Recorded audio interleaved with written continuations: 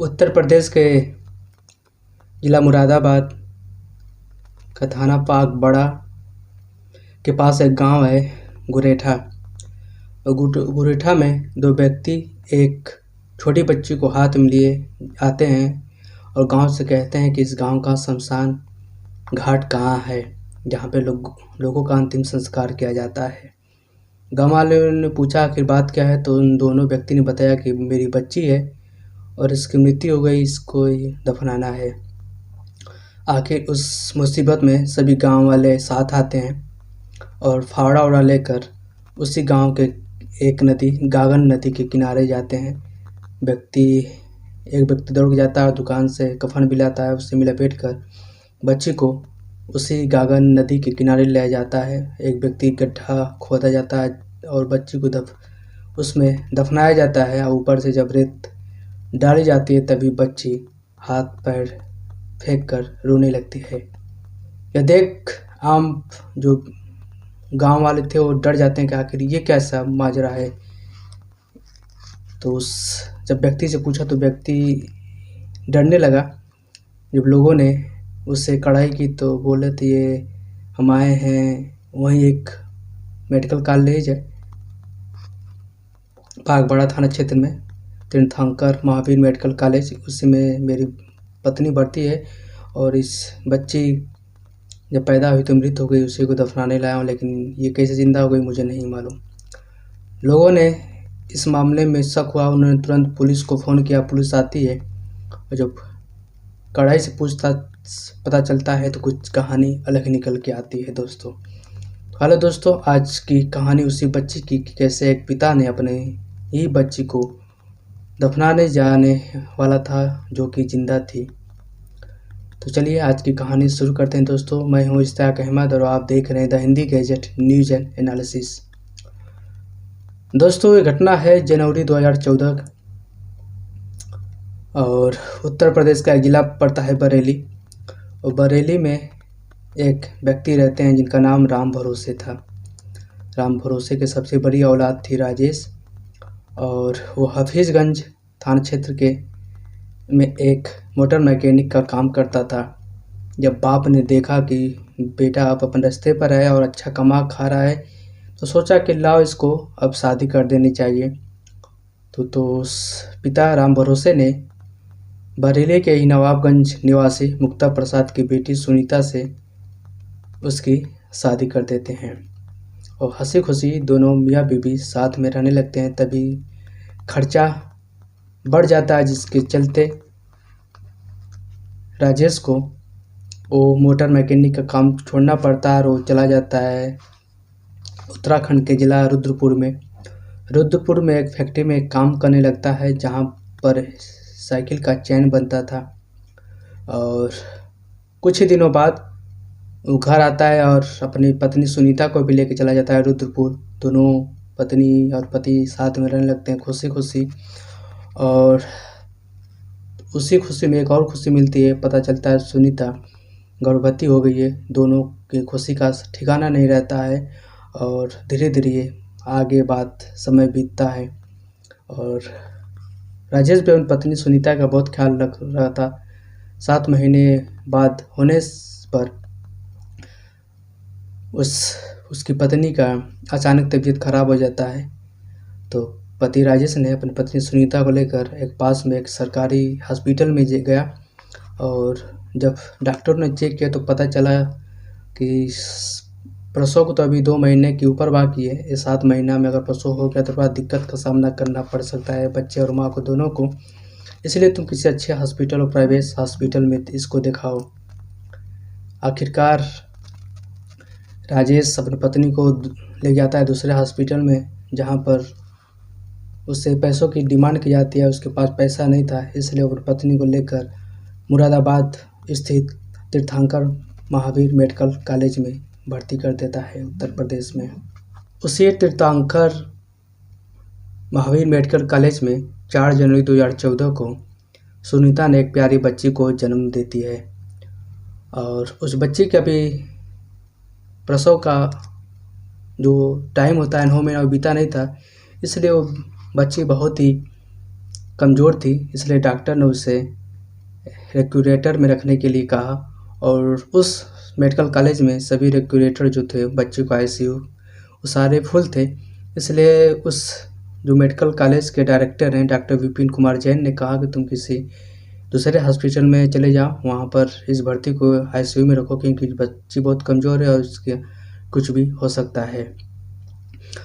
राजेश को समझ नहीं आता, उसने अपने साले दिनेश को फ़ोन किया। दोनों व्यक्ति आते हैं, बातचीत होती है। तो आसपास के जो लोग भर्ती थे उन्होंने उस पर ताने कसने चालू कर दिए। जो आसपास के लोग थे जो भर्ती थे, उनके परिजन थे, उन्होंने इससे कहा कि यह बच्ची अल्पवायु की है और बहुत ही कमज़ोर है, ये ज़िंदा नहीं बचेगी। तुम चाहे जितना भी पैसा खर्चा कर लो, अगर ये ज़िंदा भी बच गई तो ये आगे चल के विकलांग हो जाएगी। राजेश उन सभी को बातों को नज़रअंदाज करके अपने साले दिनेश के साथ आसपास बहुत हॉस्पिटल जाता है जहाँ पर उससे भारी रुपए को डिमांड की जाती है, क्योंकि बच्ची का आईसीयू का एक दिन के ही कम से कम 15-20 हज़ार रुपये होता है चार्ज। आखिर उसे एक हॉस्पिटल साई हॉस्पिटल ले जाया गया और जहाँ पर उसे 10,000 रुपये की डिमांड की गई। राजेश ने कहा कि आप पहले बच्ची को भर्ती कर लीजिए, उसके बाद मैं आपको पैसा चुका दूंगा। तो उन्होंने कहा कि नहीं, पहले पैसे जमा करो। आखिर हार मानकर वो लोग बच्चे को लेकर उस हॉस्पिटल से निकल जाते हैं। राजेश को समझ नहीं आ रहा था कि करे तो क्या करें। इस पे अगर पूरा पैसा ही खर्चा कर दें और जैसा लोग कह रहे हैं कि आगे चल के बच्ची बचेगी नहीं या फिर विकलांग हो जाएगी, तब तो इसकी ज़िंदगी ख़राब हो जाएगी, साथ में मेरी ही बच्ची ख़राब हो जाएगी। तभी उसके मन में एक ख्याल आता है। उसने अपने साले दिनेश से कहता है कि दिनेश, तुम क्या कहते हो, क्या इस बच्ची को ख़त्म कर दें, क्योंकि आगे चल के तुम्हारी दीदी और मुझे बहुत ही परेशानियों का सामना करना पड़ सकता है। अगर ये बच्ची विकलांग हो गई तो इसकी ज़िंदगी भी ख़राब हो गई। तो साले ने अपन जीजा की हाँ में हाँ मिलाया कि जीजा आप तो की बात सही है, लेकिन चलिए आप जैसा कर रहे हैं, आपकी बच्ची है, आप कुछ भी कर सकते हैं। उस 6 दिन की बच्ची को दोनों साले और जीजा की हिम्मत नहीं हो रही थी कि गला दबाकर ही हत्या कर दी जाए। आखिरकार वो बच्ची नींद में रहती है, तभी उस दोनों साले और जीजा उस बच्ची को लेकर मुरादाबाद के गांव गुरेठा थाना पागपाड़ा ले जाते हैं और गांव से विनती करते हैं कि इस गांव का शमशान घाट कहाँ है। गांव वालों ने जब पूछा इसके बारे में तो कहा कि मेरी बच्ची जिसकी मौत हो गई इसे हम दफनाना चाह रहे हैं। इसकी मां तीर्थंकर महावीर मेडिकल कॉलेज में भर्ती है। गांव वालों ने उस व्यक्ति के शोक में मतलब हिस्सा लेते हैं, दौड़ कर जाते हैं, कोई फावड़ा कोई कुछ लेके आता है।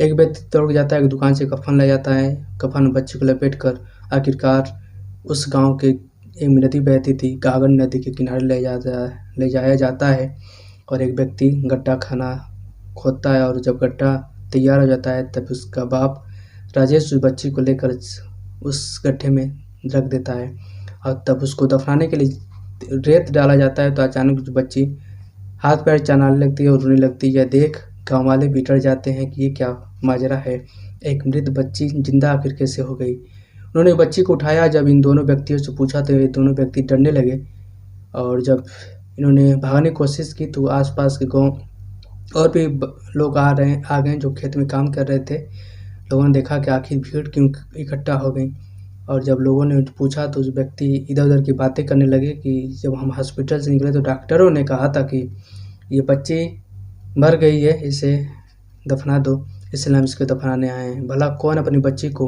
जिंदा दफनाना चाहेगा। लेकिन गांव वालों को इस यानी बाप राजेश की बात को विश्वास नहीं होता है। उन्होंने पागपाड़ा थाने में फ़ोन करते हैं, जहां पर उस थाना के जो प्रभारी होते हैं तेजेंद्र यादव अपने 2 कर्मचारी के साथ घटनास्थल पर पहुंचते हैं और जब उनसे पूछा जाता है तो उस राजेश ने कहता है कि मुझे नहीं मालूम। आखिरकार उस बच्ची को लेकर और थाना प्रभारी तेजेंद्र यादव तीर्थंकर महावीर मेडिकल कॉलेज में जाते हैं और उस बच्ची को डॉक्टर के हवाले करते हैं। डॉक्टरों ने उस बच्ची को रेक्यूरेटर में रख दिया और कहा ये बच्ची तो हमारे ही हॉस्पिटल में पैदा हुई, आखिर इसको बाहर ले गया गया दूसरा हॉस्पिटल में, आप लोग के बात ये बात कैसे पहुंच गई। तो पुलिस ने उस डॉक्टर को सारी कहानी बताई और जब ये मामला पेचीदा हो गया तो थाना प्रभारी ने मुरादाबाद के एसपी को फ़ोन कर दिया। आखिरकार जब मुरादाबाद के एसपी महेंद्र यादव उस मेडिकल कॉलेज तीर्थंकर महावीर मेडिकल कॉलेज पहुंचते हैं तो उन्होंने इन दोनों व्यक्तियों से कड़ी से पूछताछ किया। तो उन दोनों व्यक्तियों ने ये सारी कहानी बता दिया कि किस तरह उन्हें आसपास रिश्तेदारों से पैसे मांगे लेकिन कोई पैसा नहीं दिया। हॉस्पिटल के पास गए तो सारे हॉस्पिटल ने अपनी महंगी फीस का हवाला दिया, कोई भी इस बच्ची को भर्ती नहीं किया और हमारे पास कोई रास्ता नहीं था, आखिर इस बच्ची को हम करें तो क्या करें। यह देख आसपास के लोगों को जब ये घटना का मालूम चला तो आसपास के लोगों ने उस बच्ची की मदद के लिए हाथ बढ़ाया। सब लोगों ने पैसे हॉस्पिटल में जमा कराया। धीरे धीरे उस बच्ची की हालत भी सुधरने लगी, लेकिन 1 हफ्ते जाने के बाद उस बच्ची की मौत हो जाती है। उस माँ को भी नहीं मालूम था कि हमारे बच्ची के साथ ऐसी घटना हो गई और इसका बाप जेल में बंद है। आखिरकार पुलिस उन दोनों व्यक्ति को जेल में भेज देती है और ये कहानी यहीं पे समाप्त हो जाती है। दोस्तों, किस तरह एक बाप को मजबूर किया जाता है या किस तरह बाप एक मजबूर हो जाता है कि अपनी ही जिंदा बच्ची को जिंदा दफनाना चाह रहा था और एक उसका मामा जो कंस बनने पे आतुर हो गया था। आखिर करे तो क्या करे, कोई अपनी जिंदा बच्ची को कैसे दफनाया जा सकता है, अपने जिगर के टुकड़े को। लेकिन उस राजेश के पास कोई भी मदद के लिए नहीं आगे आया, उसके नात रिश्तेदार उसके कोई भी। आखिरकार उसके पास कोई ऑप्शन नहीं बचता है तो ये कदम उठाता है। दोस्तों, इस कहानी सुनाने का मतलब सिर्फ आपको जानकारी देना है, मेरा किसी भी के भावनाओं को ठेस पहुंचाना नहीं। अगर आप इस वीडियो के बारे में कुछ जानते हैं तो कमेंट करें। मिलते हैं एक नई कहानी एक नई वारदात के साथ।